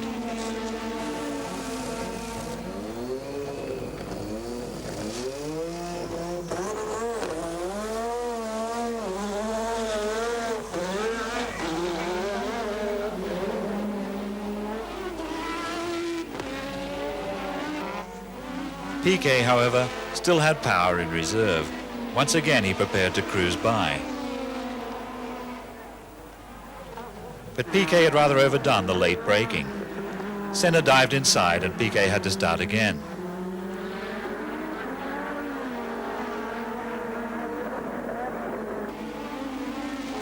Two laps later, Piquet varied the attack and drew level on the outside. You can see taxi drivers doing this to each other every evening rush hour in Rio, but for the Hungarians it was a new experience. Viva el capitalismo! The same maneuver in slow motion reveals technical details, such as Piquet making the sign of the cross and Senna closing his eyes.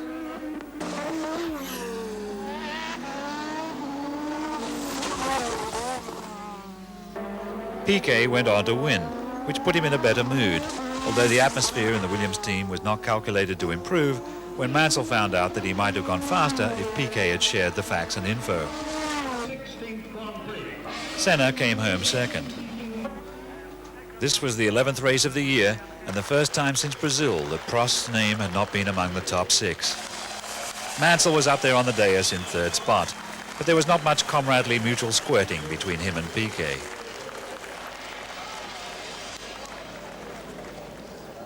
Over the hills to Austria, where the Waldheims sing curtly among the Edelweiss. The Österreichring is a very fast circuit on which the drivers can engage top gear for several seconds on end and are thus made very happy. But things were visibly tense between Mansell and Piquet. It should be emphasized, however, that Grand Prix racing is so competitive, it's a wonder the drivers get on at all. Yet mutual respect usually ensures that the needle doesn't get pushed in far before being pulled out again. The Japanese Honda mechanics, to whom Western faces look inscrutable even when not covered with helmets, just got on with it. Over at McLaren, the talk would not die down that John Barnard might go to Ferrari. Ron Dennis was speechless. Princess Stephanie used to be one of Prost's mechanics, but she was here on a freelance basis. Warwick's low-profile Brabham tried to go through the top of the hill instead of over it. This was a drastic way of keeping the Brabham's back end on the ground. The car was one of the fastest through the speed traps, but it would not behave. Warwick's frustration was growing.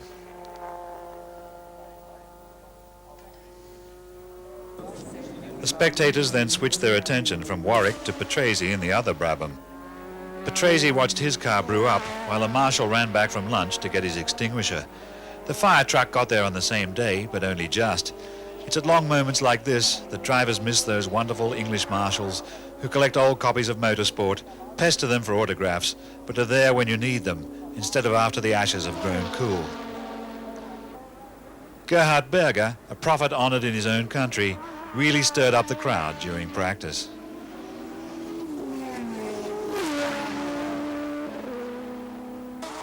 Yet it was Fabi's Benetton that went even faster than Berger and got the pole.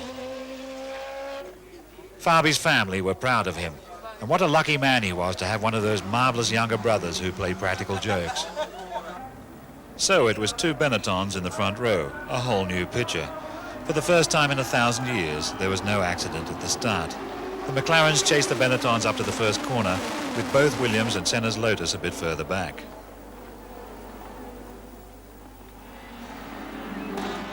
Berger had got clear, but Fabi had no intention of letting him get away, even if this was his home ground. Behind the Benettons, Prost and Rosberg's McLarens sandwiched the Williams Hondas.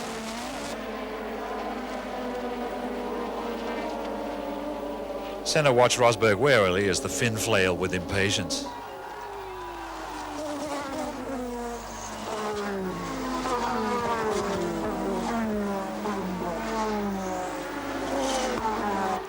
Things went on like that for some time, the usual big five up at the front, except that the two Benettons were ahead of them, as if Rosenkrantz and Guildenstern had both appeared on stage dressed as Hamlet and refused to go off again.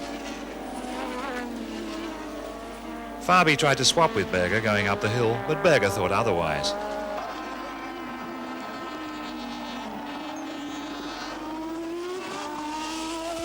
Behind them, Prost and Mansell were married but dreaming of divorce.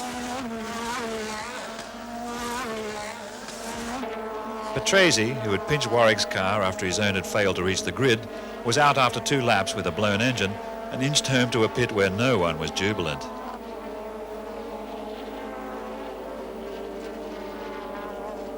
Senna came in early with a blistered left front tyre. A little later he came in again and gave up, his engine incurably off song. The left rear suspension of Nannini's Minardi snapped, and he saw a lot of Austria spinning around his head before he plunged into the tall grass and everything went brown and green.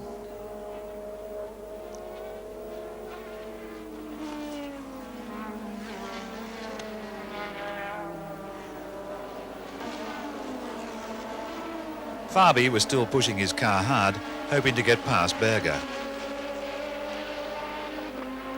He didn't manage it going up the hill, but over the crest he pulled a fast one.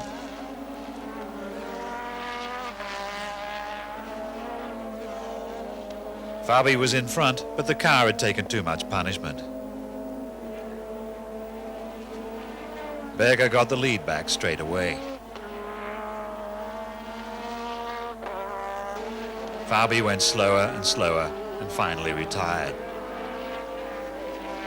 Mansell was now of a mind to challenge Prost for second, but it was a long and exciting process.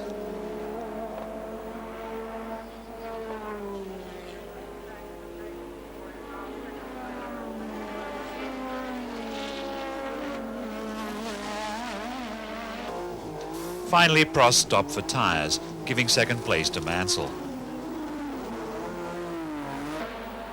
Berger stopped for tyres, and it was discovered that he had a flat battery, a fault which cost him 2 laps. Mansell now led.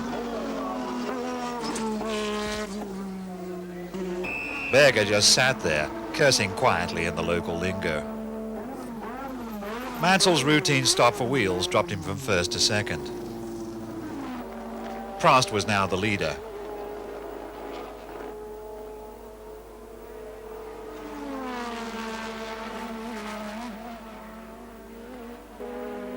Piquet went out with overheating. Mansell's drive shaft broke and he had to walk home.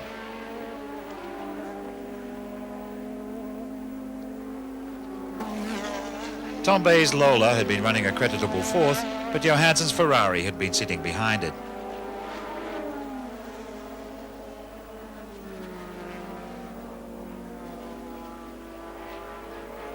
After a long battle, Johansson got by, just as race leader Prost came back round to remind them of reality by lapping both. Rosberg went out to grass with a glitch in the electronics.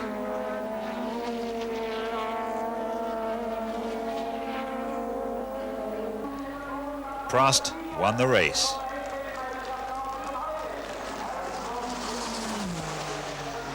The next man on the same lap was Alboreto, with Johansson in the other Ferrari third, the best-looking result for Maranello in some time.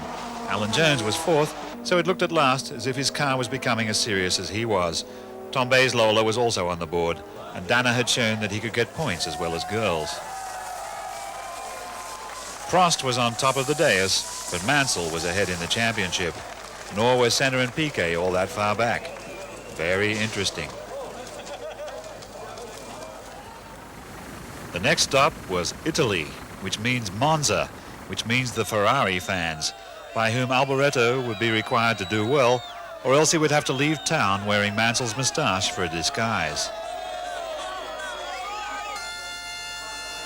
But in the pit road, it was announced that Alboreto would not be able to drive because he had hurt himself while taking a shower or riding a motorcycle, or both. All Italy was horrified. It seemed too awful to be true, but the car was indeed empty. I checked up to make sure Alboreto was not lying low. Teammate Johansson was distraught at Alboreto's absence. Ron Dennis of McLaren, who were doing well, sympathized with Herbie Blash of Brabham, who weren't.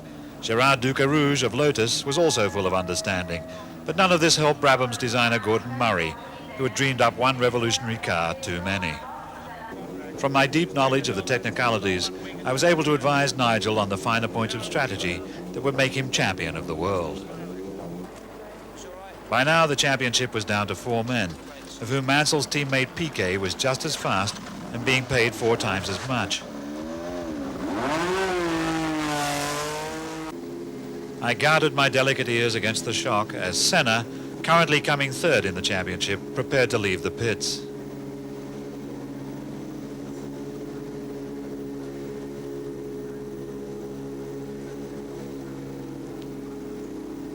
Ahead of Senna and lying second to Mansell in the championship table was Prost, whom I congratulated on his speed in practice.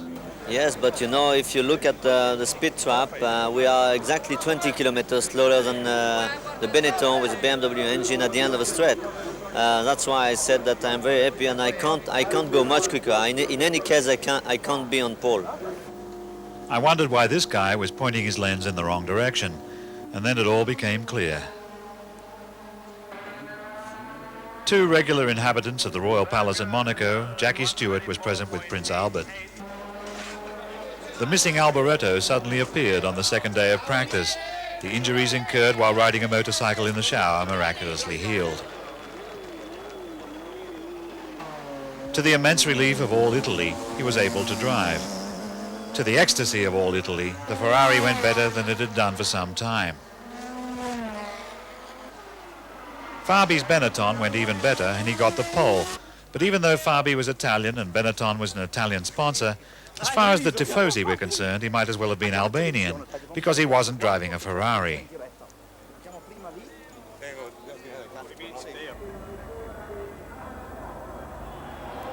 At the start of the warm-up lap, Prost's car didn't go anywhere.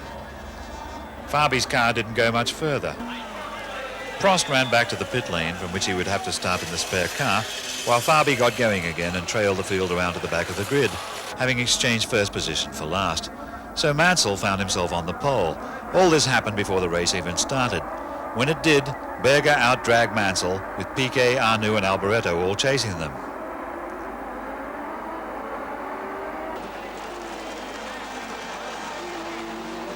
Senna was left standing, his transmission shot. So it was Berger, Mansell, Piquet, Arnoux and Alboreto.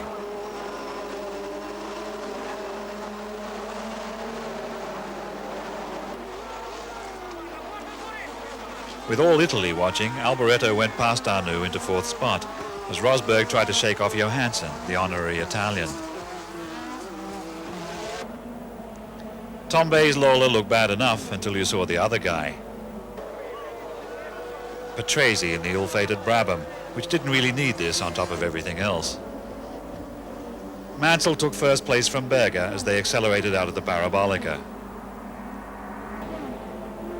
Then Piquet went past Berger into second place, with Alboreto also looking ambitious.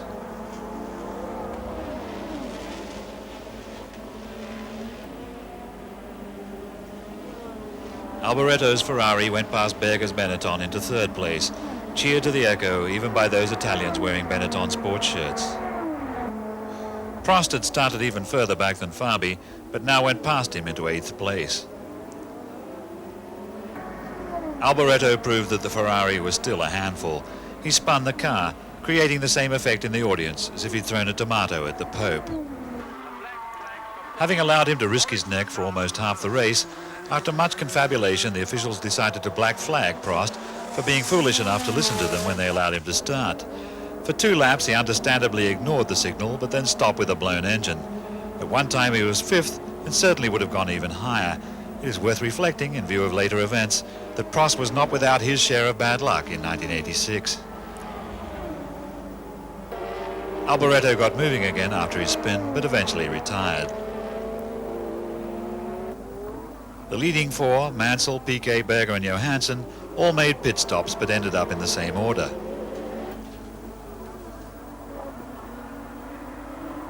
Piquet, however, now saw the possibility of demoting his teammate to second place. In the days of team orders, this sort of racing between colleagues was never allowed to happen, to the sport's great loss. It's one of the ways in which Grand Prix racing has definitely improved, although Mansell might not exactly have been ecstatic when Piquet went by into the lead. Fabi went out in the middle of the Gobi Desert. Piquet took the checkered flag, with Mansell second, followed home in third place by Johansson's Ferrari. The 2 Williams Hondas looked very dominant indeed. But Piquet made it clear that being on the team didn't make him happy about sharing what he knew with his teammate. It's very difficult to race a championship with somebody that is very good like Naggio and have the same car, have the same information, knows everything about me, know all my tricks, and know what a car I'm running, know my setup. You know, it'll be very, very difficult. A Ferrari had at least come third, so the crowd stayed to be sprayed. And so to Portugal, where they speak the language of Piquet and Senna. Lisbon is a good-looking city, which the Grand Prix circuit seldom gets to see because the circuit is a long way away. 2 years before, Esteril's first Grand Prix had been the last of the season, the race where Lauda won his last World Championship by half a point, and where Prost had lost. The 1986 championship wouldn't conclude here, but it might be decided. By this stage, points were getting crucial. Senna was learning Japanese, Rotas Honda. Didier Pironi seemed to be thinking of a comeback. Lauda came back only to enjoy Jean-Marie Ballestri's legendary charm. Rosberg's McLaren was painted yellow to match the local Marlboro packet. Would he help Prost in the last 3 races? No, we haven't discussed any team orders or anything like that. The only thing we've done until now is that I said Ron Dennis asked me if it was okay that Alan would keep the spare car for the last 3 races. It was very nicely asked, and there was absolutely nothing, no objection from my side. I think it's the least we can do. So Prost had full backing from his teammate as he faced up to the slim chance of keeping his championship. Mansell could perhaps not count on similar self-sacrifice from Piquet. For Senna, racing for the pole in his team of 1, the question didn't arise. When Senna climbed out of the car, he had his pulse taken by team manager Peter Waugh, then by designer Gerard Ducarouge. They were checking up on their investment. But all eyes were on Bernie Ecclestone as he made Piquet, Mansell, Prost and Senna pose for a group shot to show that at the top of Grand Prix racing they were all buddies like the Politburo. The funny thing is that it's almost true.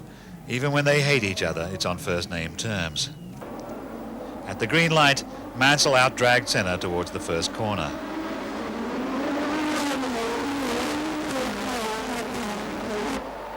Into the romantically named first turn, Mansell led Senna, Berger, Piquet, Prost, Fabi and Rosberg in the yellow pearl.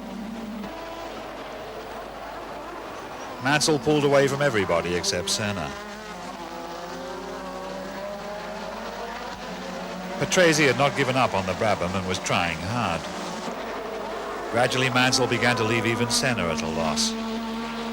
Piquet and Prost queued up to get past Berger.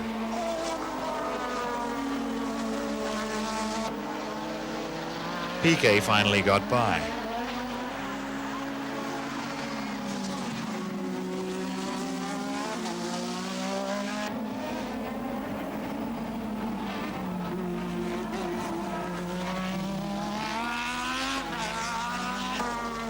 Prost having already got past Berger, now it was Rosberg's turn. Who said he was yellow?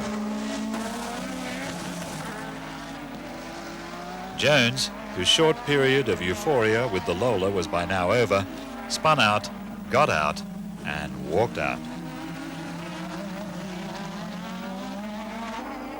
Mansell ran on in first place. And Senna in second. Mansell came in for new wheels.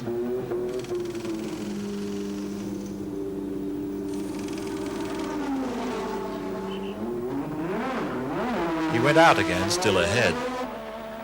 All the fighting was for second place. Senna, Piquet and Prost slugged it out.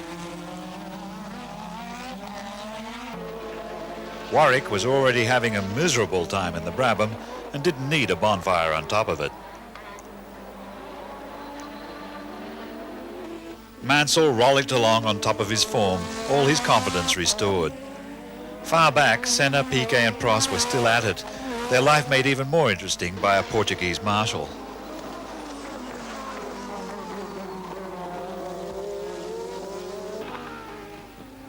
Then Piquet overdid it, but he kept the Honda howling and got back into what was left of the race.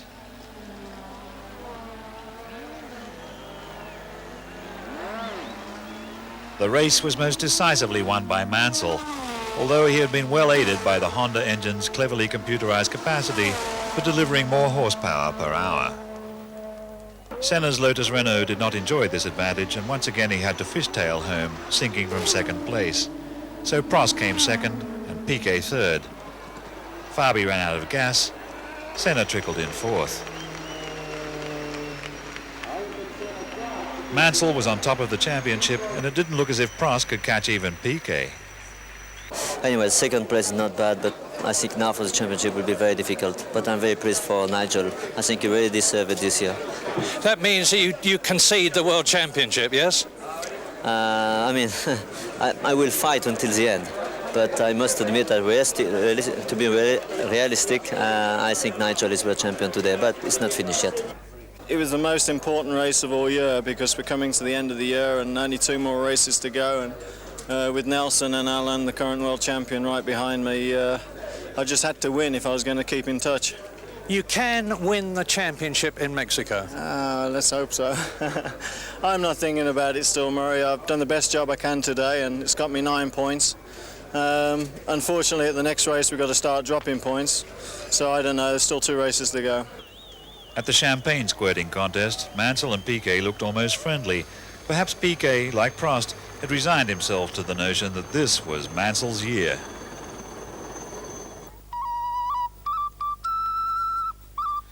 Next stop, Mexico, where the car racing circuit used to look like this.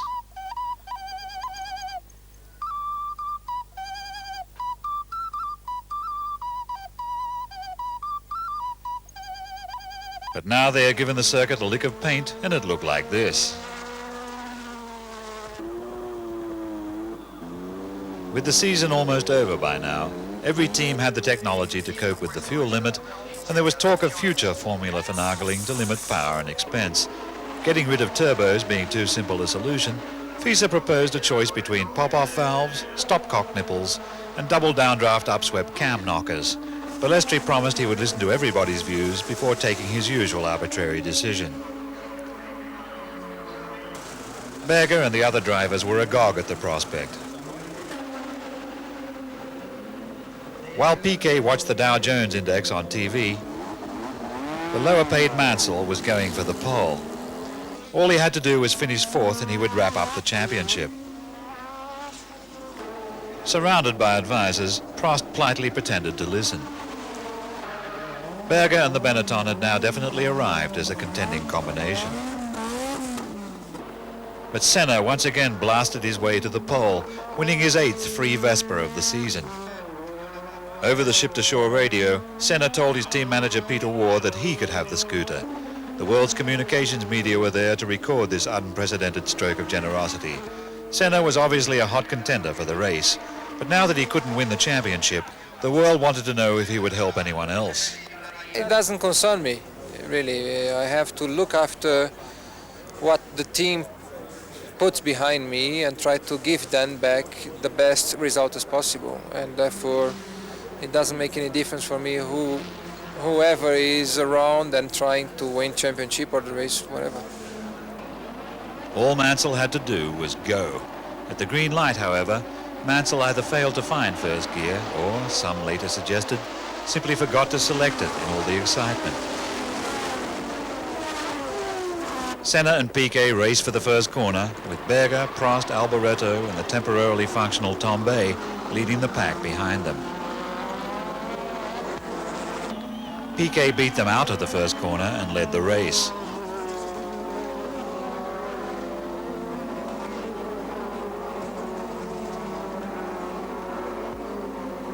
Mansell was 19th. The action up ahead was fast and furious.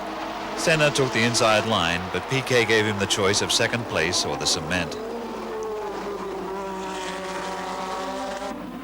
So it was Piquet, Senna, Berger and Prost.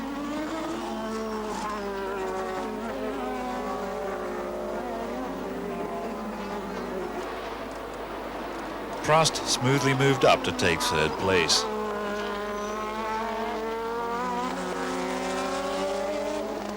Mansell, who'd been pressing hard to make up time, came in with a blistered tyre on lap 11, but all was not yet lost.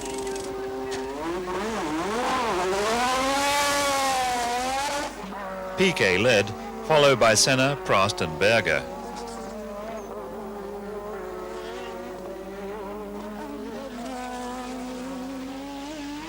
Prost's pit stop, which was to be his only one, dropped him from third to sixth, and Piquet's, which was to be one of three, dropped him from first to third.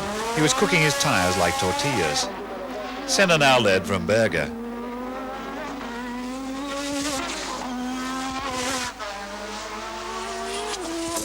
But Senna needed new wheels as well.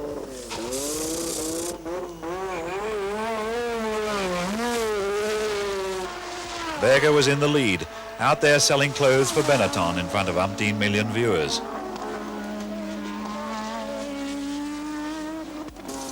Mansell stopped again, dropping down to 9th, that crucial 4th place still tantalizingly out of reach. In fact, it was being occupied suavely by Prost. Piquet stopped again. Senna stopped again. Berger hadn't stopped at all and still led the race, with Prost now second. Piquet stopped yet again. returning to the race in 6th spot. This allowed Mansell to catch him up. Mansell was now 5th, but the 4th place he wanted was fully occupied by Piquet, who wasn't in the least helpful. Johansson was a lap behind Senna when something serious happened to the Ferrari's engine. Steam was eventually joined by flame, plus a lot of oil. Patresi's flat Brabham hit the Ferrari's oil and went into a flat spin. The circuit being by now well oiled, Mansell decided to wait for Australia. Berger won his first Grand Prix, which was terrific news for Benetton and good for the sport. The whole race had hinged on tyre stops, of which everyone had made at least one except Berger, who had made none at all. What was he putting in the rubber? I put on the left side hard tires and the right side soft tires. And I wasn't sure, but after half distance I feel the tires feels alright, so I was trying to do all the race without pit stop. It was Berger's turn to feel the heady delights of champagne-soaked overalls.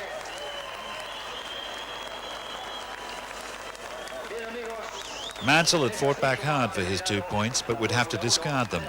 Prost would keep his 6 points and thus be in striking distance of Mansell for the championship, with one race to go. So it all came down to Australia, where, to be sure of the championship, Mansell would have to finish 3rd or better. In its 2nd year, the Australian Grand Prix was once again held in Adelaide, the pretty city on which, according to the locals, it had never rained.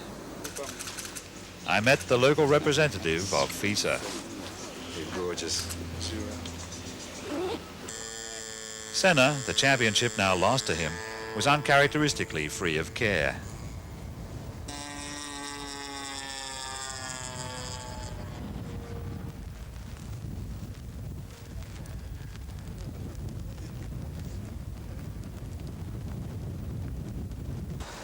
The entire country had gone car race crazy.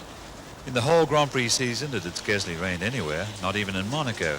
But now, in the city of surefire sunshine, the sky looked the reverse of radiant. Fans thronged the shopping malls to buy raincoats. Out at the track, I made my last pre-race promenade of an exciting season. But for the true fan, the season is always exciting. Whatever happens to the formula in Formula One, it's still number one. Once you have seen and heard the cars close up, you want to be there always. By now, I recognized almost every face. G'day, Australia! I wouldn't put any money on any of them.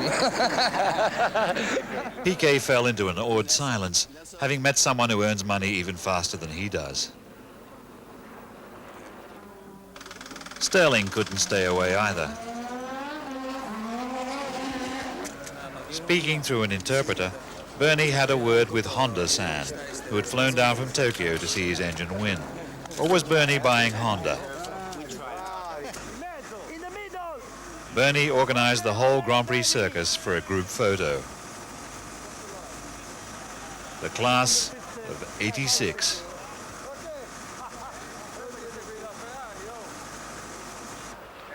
Rain fell before practice. The track started off very wet, as Senna discovered.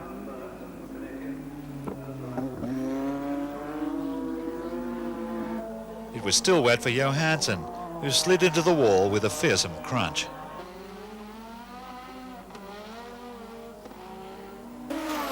The track was starting to dry when Mansell clouted the wall, dislocating his rear suspension.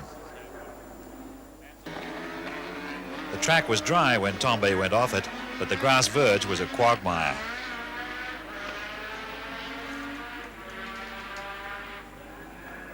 Between practice sessions, clouds stored up more rain so that they could dump it on the cars. I had hoped that these two were my fans, but it turned out they had mistaken me for Christian Danner.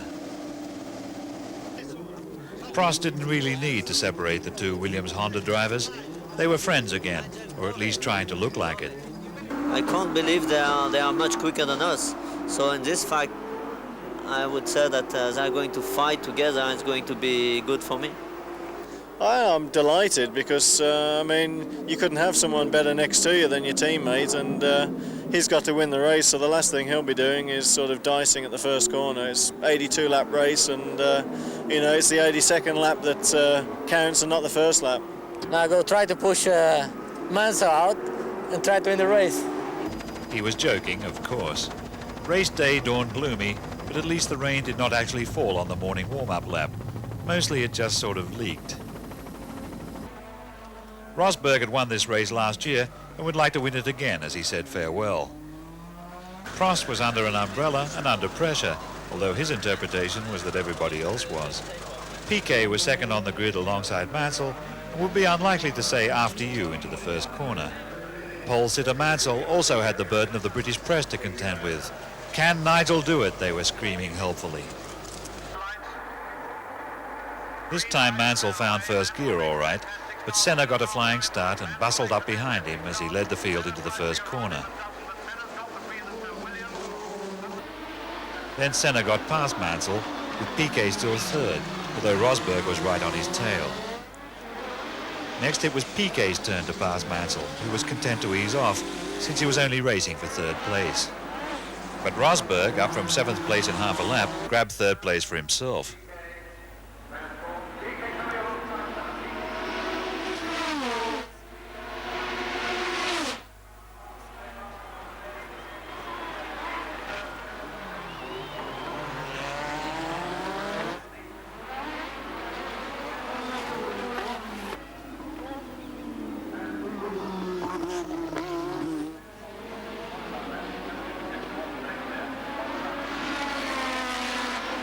There had been 3 different leaders in the first lap in a wickedly fast race that only Rosberg seemed to be finding too sedate. Rosberg went past Senna into 2nd place.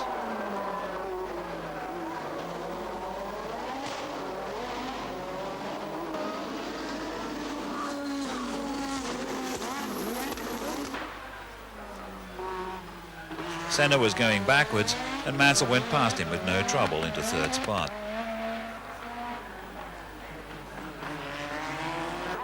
Rosberg, his tyres at screaming pitch, went past Piquet into the lead. Prost went past Senna to take 4th spot. Up at the front, Rosberg was romping along. It was a street circuit and the old street fighter was in his element. Piquet demoted himself from 2nd to 4th by doing an elaborate spin, a lapse which he made up for by his uncanny skill at keeping the Honda howling in its usable rev range while the world swiveled around his helmet. Prost made an early pit stop with a punctured right front tyre. This dropped him from 2nd to 4th, and he must have already been seeing the World Championship trophy leaving his sideboard for the Isle of Man. But it didn't stop him concentrating. Piquet came boiling back into the main action. Prost's prediction came true as Piquet raced Mansell and went past him into 2nd place behind Rosberg. Rosberg's right rear tyre delaminated itself. A nice way of saying it didn't actually blow out, but it blew Rosberg out of the race. Lapping Alio, Mansell was coming up behind Prost when the World Championship blew up in his left ear.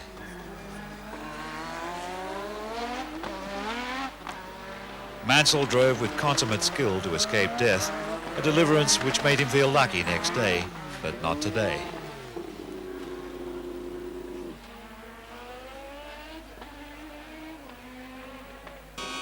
Piquet, suddenly circumspect, came in for a precautionary pit stop to check out a vibration. He dropped to 2nd place behind Prost. Next year, Nigel.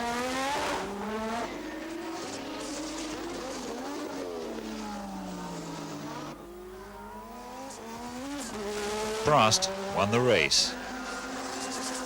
Johansson had done well in his last trip for Ferrari. There were 2 British drivers on the board, but neither of them was called Nigel Mansell. Prost won his 2nd World Championship by 2 points. Or, to put it another way, Mansell lost his 1st World Championship by 2 points. In the Constructors' Championship, Williams was well up on McLaren, so they had something to console themselves with. Prost, a generous man and a gentleman as well as a magical driver, in his moment of triumph paid tribute to Mansell in his moment of defeat. I cannot believe, it's fantastic. I knew that it was possible, I was always confident. I was confident about my car, about my team. They've done a fantastic job, but I knew that I need luck, a little bit of luck to win this championship, and I had some luck today. So it's really fantastic. but that's my luck. I'm very sorry for them. For KK, because he has done a fantastic race, I mean, especially the beginning, and very, very hard first lap. It was fantastic, and I knew that he could help me, so I was very confident. I was very pleased that he was leading the race, and also I'm very sorry for Nigel, because I know how it is to lose the championship as the last race, and I'm very, very sorry for him. It must be very hard. So all the belligerence turned to bubbles and all the fraughtness to froth. It was the last sponsored spume of the year, and they gave it all to Balestri. And that was how it all came out. Once again, the best man had won. He also came second, third, and filled all the other places. Next year, there would be new cars, new drivers, new sponsors. Everything has to change, but everything stays the same. The race for the grand prize never stops.